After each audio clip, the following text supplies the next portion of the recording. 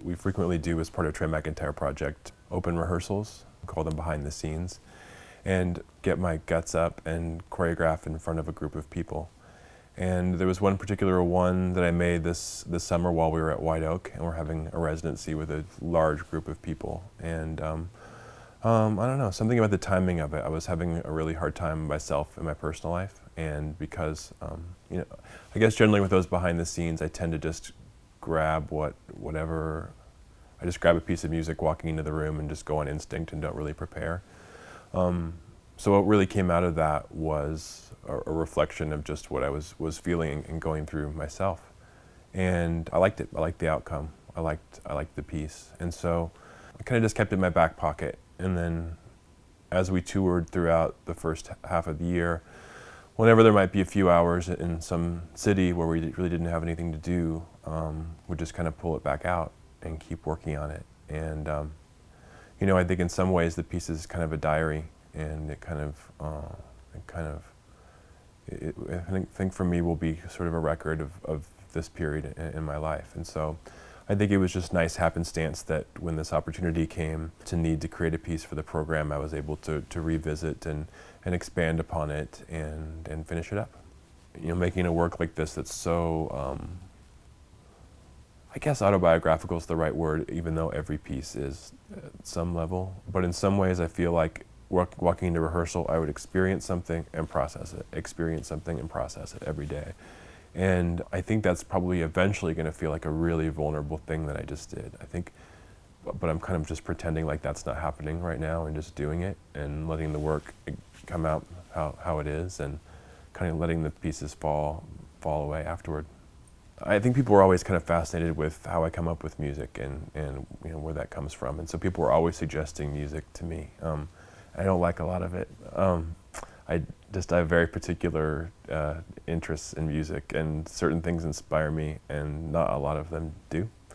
But I have a couple friends now who we have really similar tastes, and they just feed me stuff all the time.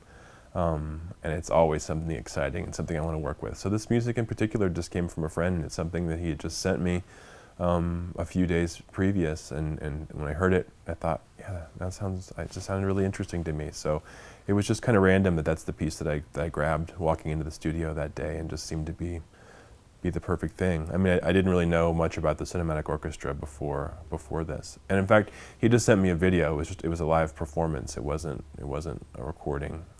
And so, it's something I hadn't considered. I had to actually go find the music that day and download a recording to be able to use for the piece. And then, as I've expanded it, there's a solo that I made for Chanel that begins the work. And I actually know this song. It's a version of the song "Pennies from Heaven" from this old movie called "Pennies from Heaven." It was with Steve Martin and Bernadette Peters, where they would lip sync and do these huge production numbers to very, very old recordings.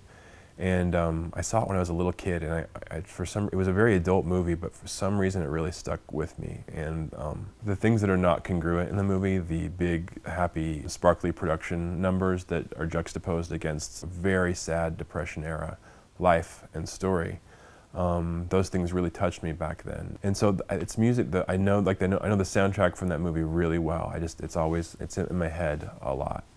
And so then the message of the song "Pennies from Heaven" has so many different levels to it. It's at once really hopeful and very philosophical, but at the same time also very dark, and from another perspective, pathetic. I'm always drawn to things that are complicated and multi-layered, and it seemed like a really good prelude to the content in the piece that would follow. If the second half of the piece is my life experience, the first half might be my thought, and a thought that maybe is just a feeling or a way of being that's not necessarily related, but is the context within which the life exists. So there is not a connective story between the two of them, but I guess I would think of the beginning as kind of a shell, and the second half as kind of the Cadbury nugget.